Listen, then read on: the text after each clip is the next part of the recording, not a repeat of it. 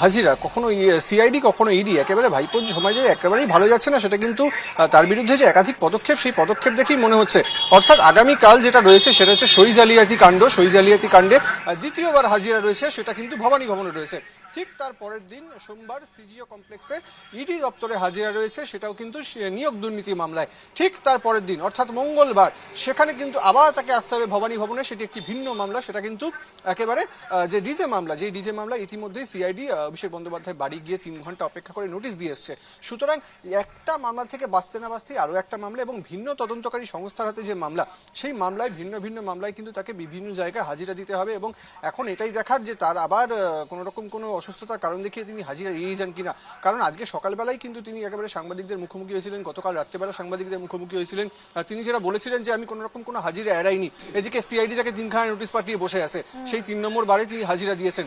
এবারে দেখার যে হাইকোর্টে যে রক্ষা কবচ, সেই রক্ষা কবচ পাওয়ার পরে একেবারে তদন্তে কতটা তিনি সহযোগিতা করেন। কারণ যেই মামলায় আগামীকাল তাকে হাজিরা দিতে বলা হয়েছে, অর্থাৎ সইজাল কাণ্ড, সেই সইজাল কাণ্ডে প্রথমবার যখন তিনি হাজিরা দিয়েছিলেন তখন কিন্তু তিনি একাধিক প্রশ্ন উত্তর এড়িয়ে গিয়েছেন বলে তদন্তকারী সংস্থা সূত্রে খবর ছিল।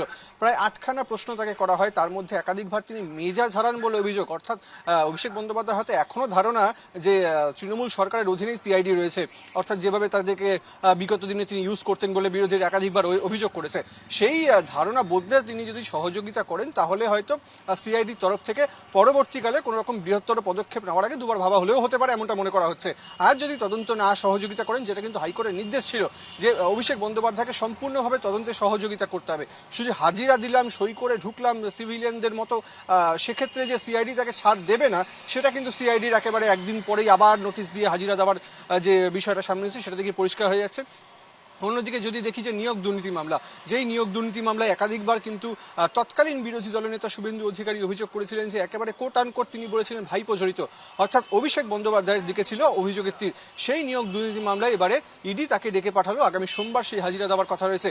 এবং ঠিক তার পরের দিন মঙ্গলবার একেবারে যে ডিজে মন্তব্য তিনি করেছিলেন যে 4 তারিখের পরে ডিজে বাজবে, এরকম একটা প্রচ্ছন্ন হুমকির সুরে তার এই ভাষণ ছিল, সেই পরিপ্রেক্ষিতে কিন্তু এফআইআর দায়ের হয়। পরবর্তীকালে সেই এফআইআর কিন্তু সিআইডি টেক ওভার করে।